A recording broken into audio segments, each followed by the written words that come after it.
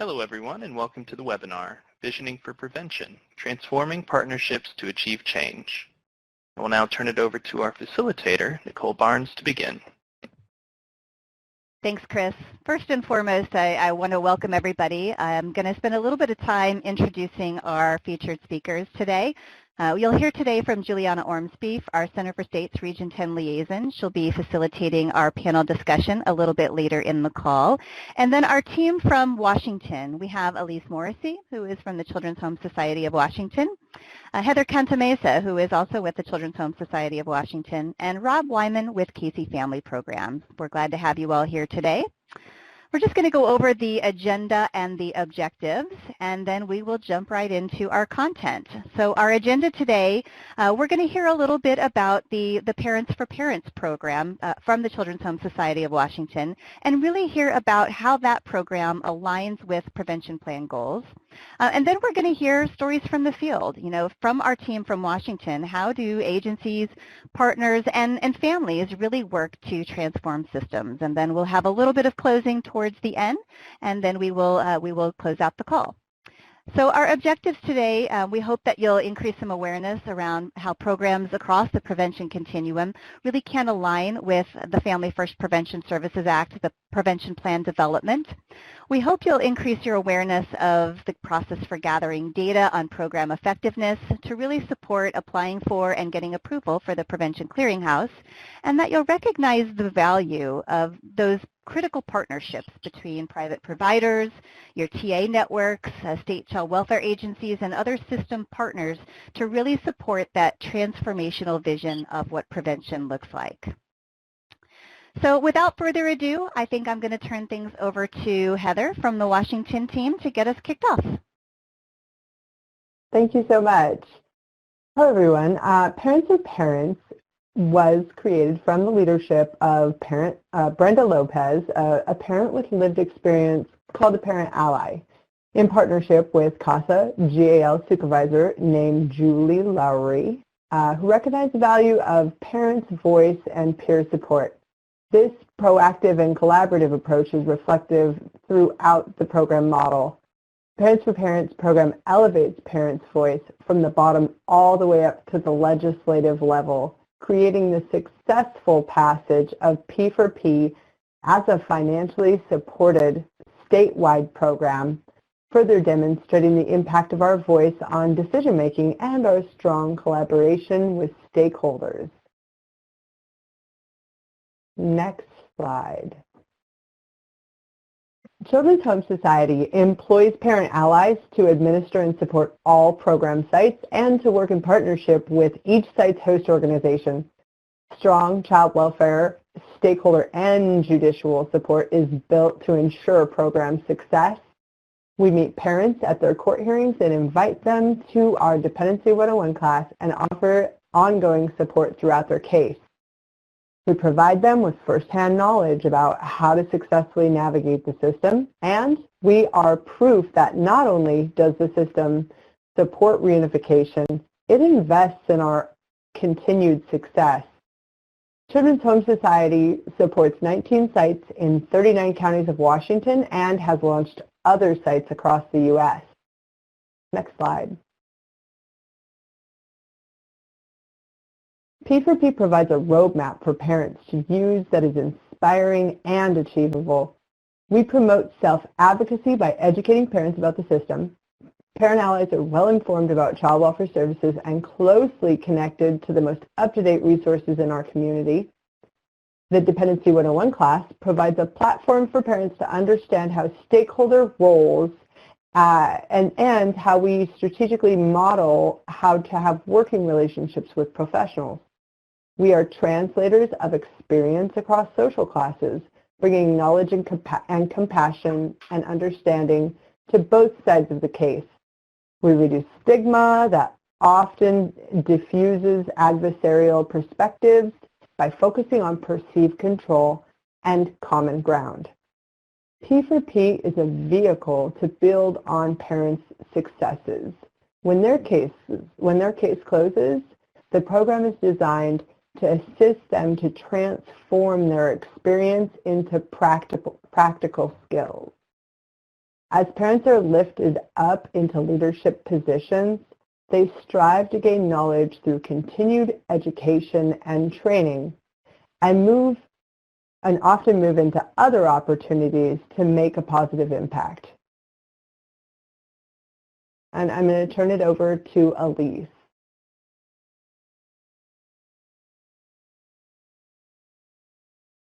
So you just heard about how Parents for Parents empowers families during one of the hardest times of their life. So I'm hoping to cover how we've been able to demonstrate the program's effectiveness. P4P recently underwent a long-term quasi-experimental multi-site evaluation conducted by the University of Nevada and the Capacity Building Center for Courts. On the slide in front of you, you see that the entire program model is found to increase the likelihood of reunification by 26% and decrease in terminations by 20%.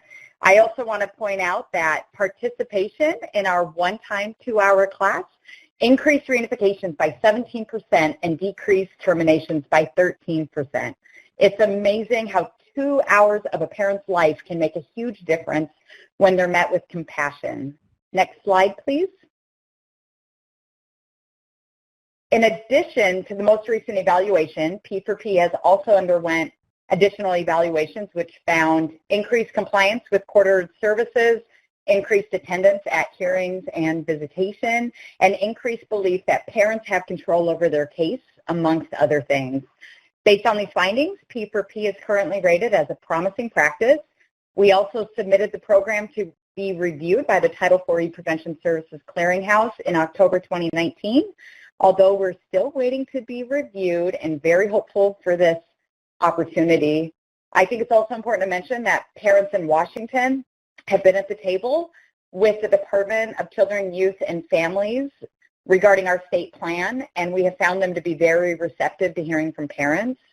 Although it's still early due to our waiting to be reviewed by the clearinghouse, we are also still in conversation with our state leaders about potentially including P4P on our state's FFPSA plan.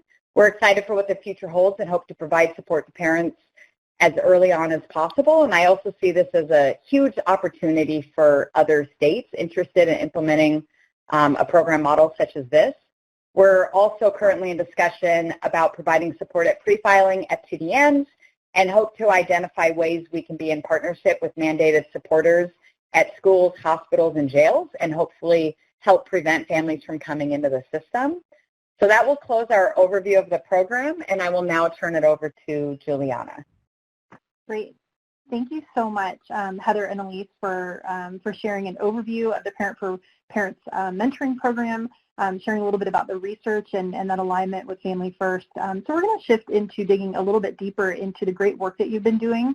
We're welcoming Rob Wyman into the conversation with Heather and Elise, and I'll be asking all of you some questions. And again, just to share your experiences about your work, both directly providing services and as partners in this work. And so I want to explore in our first question about the relationships and partnerships that are needed to develop and implement this program. And so my first specific question, I'll start with Rob, is if you could tell us some more about the drivers that laid the foundation for the success of this program.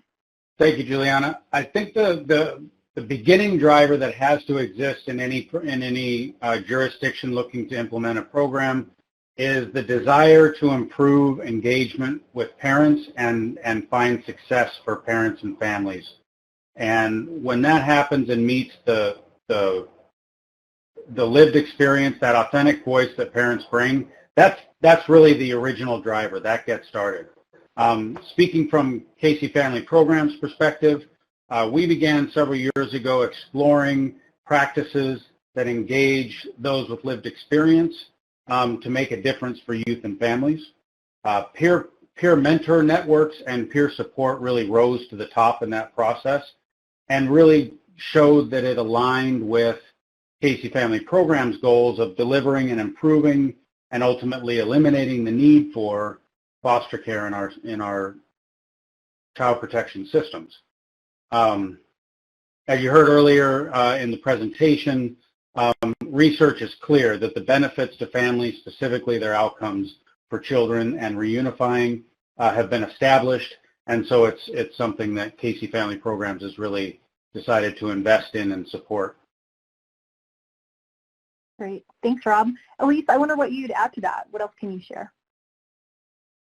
Well, I think Heather mentioned a little bit about it, but I just think it's important to point out that the program began by a parent, is led by parents at the local level, and is administered by parents at the state level. So we have found this to be a key reason why the program is so successful, as well as the grassroots mobilization that's occurred by people who knew we needed to do more for families. Additionally, support and partnerships with many in the community who believe in the power of change and are full of compassion, like Rob, sorry to call you out, but that has been paramount, as well as parents finding purpose beyond a dependency case, like myself, who went from homelessness and incarceration to being a college graduate, serving families for over a decade. Many parents like myself and Heather got our start at P4P, so we're working to build that generative capacity in our communities by supporting programs like Parents for Parents. Great. Thanks, Elise.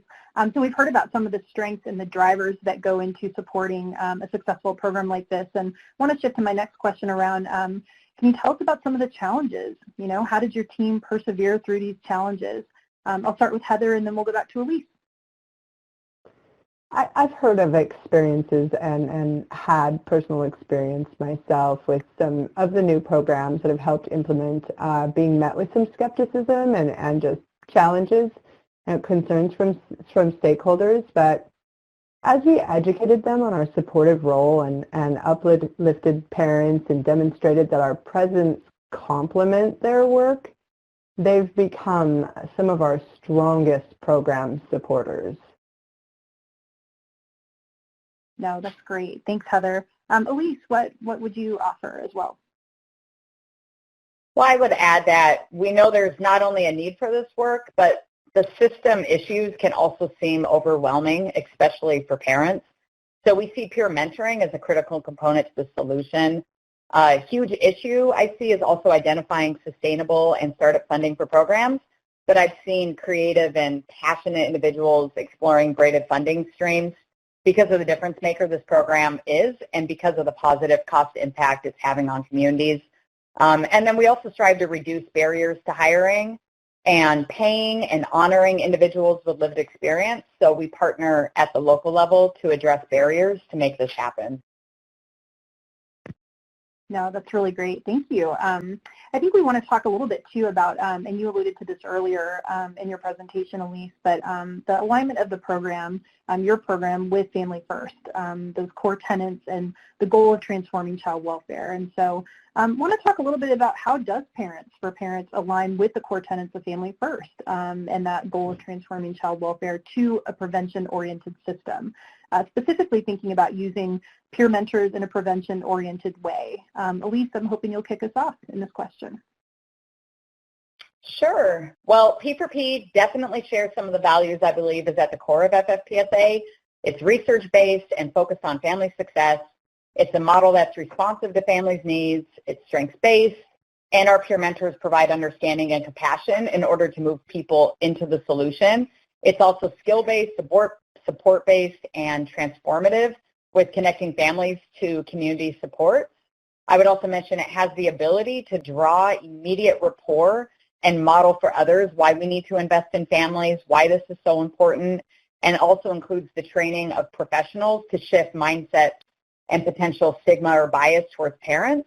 So I personally believe we need to see more peer mentor programs on the clearinghouse due to the significant impact we know it has for families.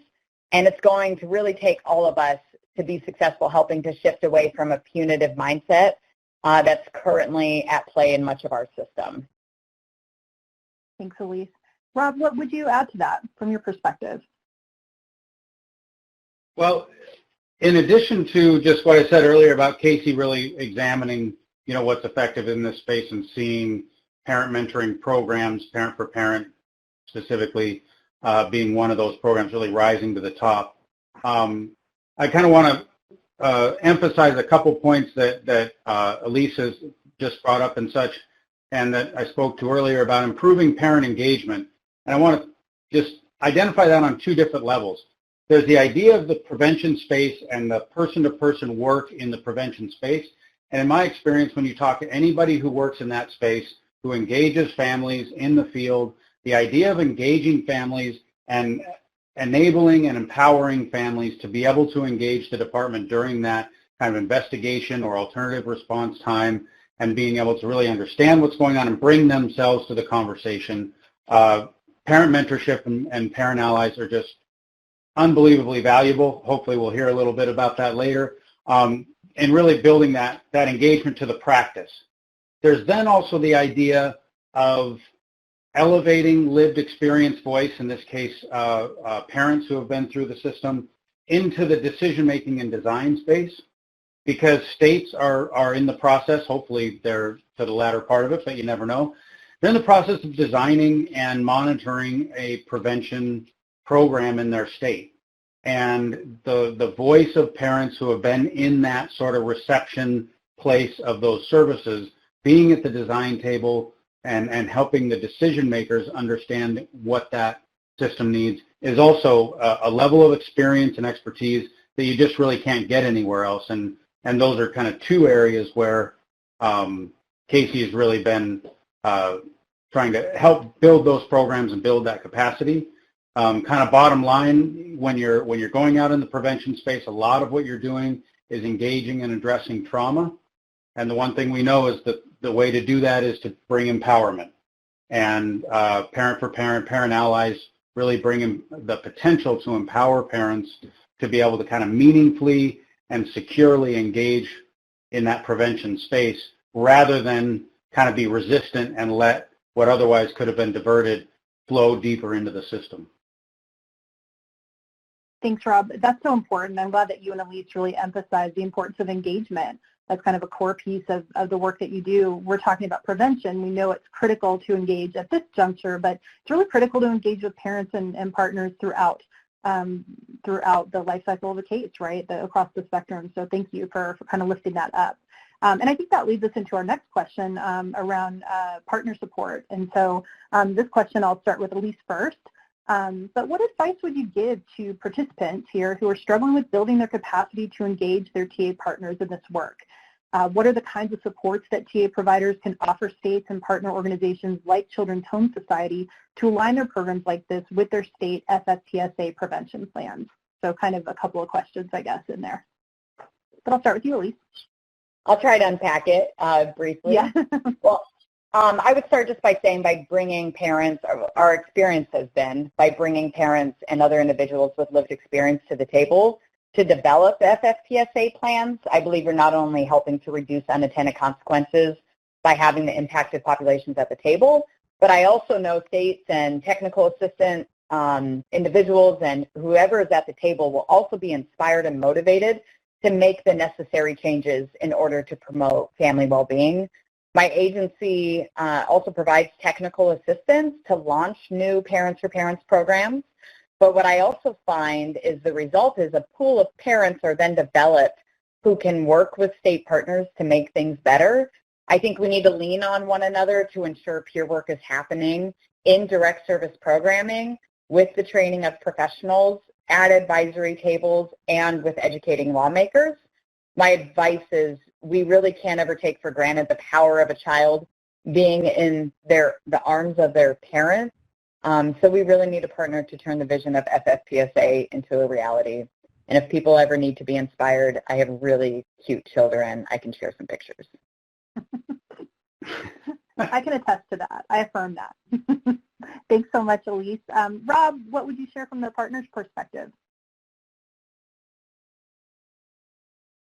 From this partner, from Casey Family Programs perspective, what we've been doing is a couple of things.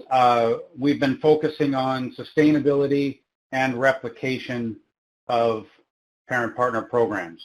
On the sustainability side, our National Partnerships Group hosted a series of webinars with peer programs talking about how their programs are developed, they're funded, what are the gaps, what are the struggles that they're working on, and really building a peer supportive element to their work in keeping their programs going. We're really shifting now, I think, to a replication set of work, and this being either replicating a program from this state to another state, or even within a state, or U.S. territories and tribal communities as well.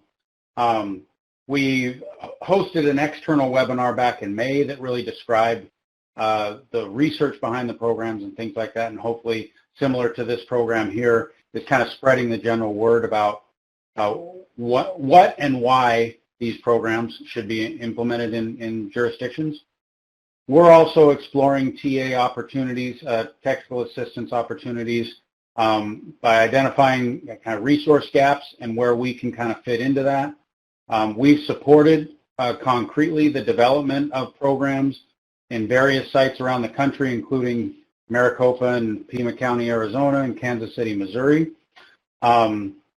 We also, at the end of last year, provided a grant to Children's Home Society to build its capacity to be a technical assistance provider outside of the state of Washington, similar to how Children's Home Society is set up inside Washington to provide TA to all the different jurisdictions inside the state. And that grant specifically calls for Children's Home Society to make itself, to build itself up to be able to respond to TA requests to establish and maintain programs in state, county, local county, state jurisdictions outside of Washington, and in U.S. territories or tribal communities, including tribal communities in Washington.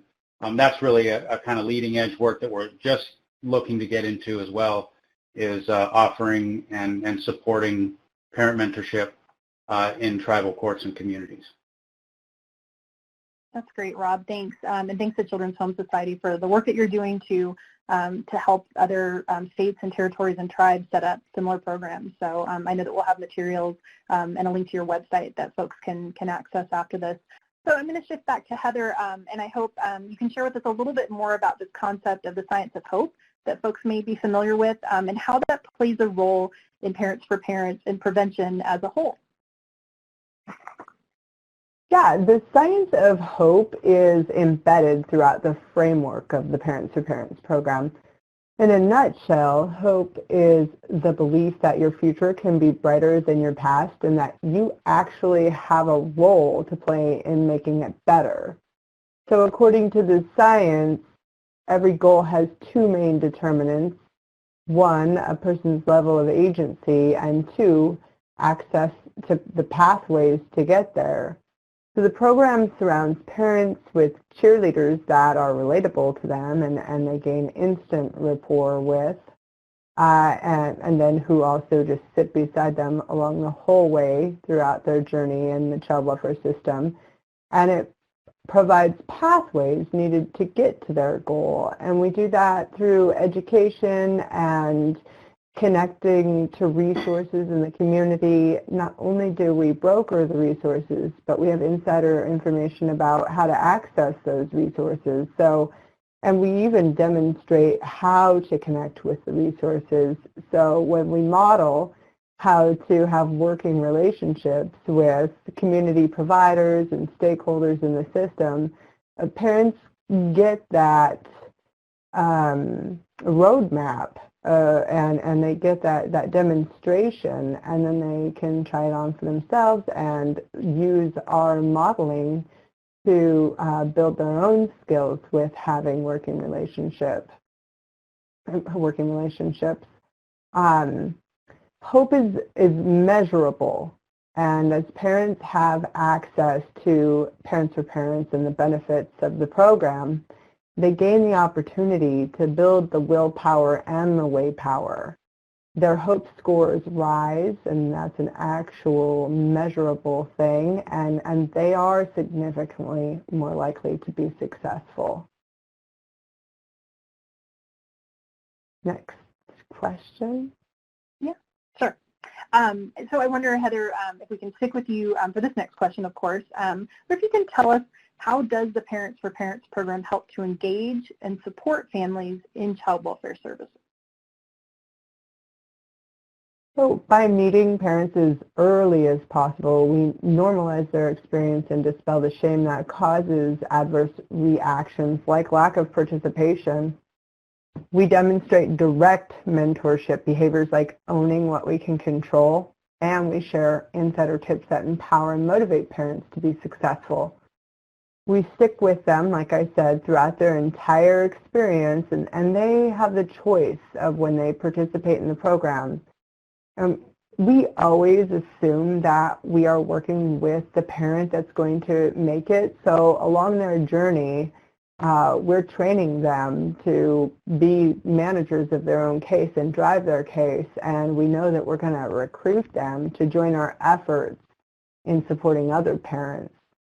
So when they achieve their goal and their case is closed, and this builds generative capacity, like Elise referred to before, and it's really creating more of what we want, which is to safely reunify, preserve, and support families. And if I help one parent and they help two more parents and they help two more parents, we're really building in this this environment to create more of what we want. And we see their confidence and success permeate into all the other areas of their lives. So it's really about understanding the healing properties of support and self-advocacy and having opportunities, in which the Parents for Parents program does a really good job of doing that. Yeah, thank you so much. So I know it was referenced earlier that Parents for Parents and similar programs are being expanded out to states, territories, and tribal communities. And I know you have experience working within tribal communities. So I wonder if you could tell us what's different about implementing prevention programs like Parents for Parents in tribal culture. So the Parents for Parents program was successfully implemented and well received into a Western Washington tribal community, and they embraced the model and customized it to fit their traditions and system structure and community service array and even their native language, and it was highly valued but lost funding. Because we know the value of building relationships and working in collaboration with system stakeholders, we follow the guidance of the community leaders and how the program will best serve the families in their system. They're the experts on their court structure and community, and we're the experts on the Parents for Parents program and how it creates support and parent leadership and implementation. So we always go into communities knowing that they're the experts and we're going to follow their lead, and yeah, they hold the key to what their community needs. No, that's great. Thanks for that. So I wonder, as we start to close out this session, I have one more question for you, Heather. I wonder if you have if there's a feel-good story about Parents for Parents that you'd want to share with our audience.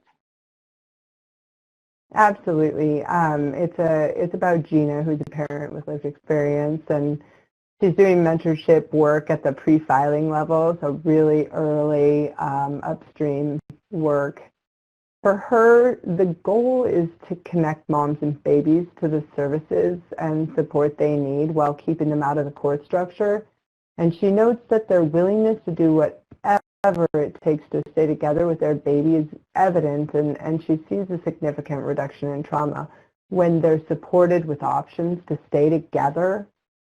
So when Gina, she meets with moms and explains her role and the support and resources she has access to, the outcomes of other moms, and that she's not affiliated with the agency, moms welcome her with open arms.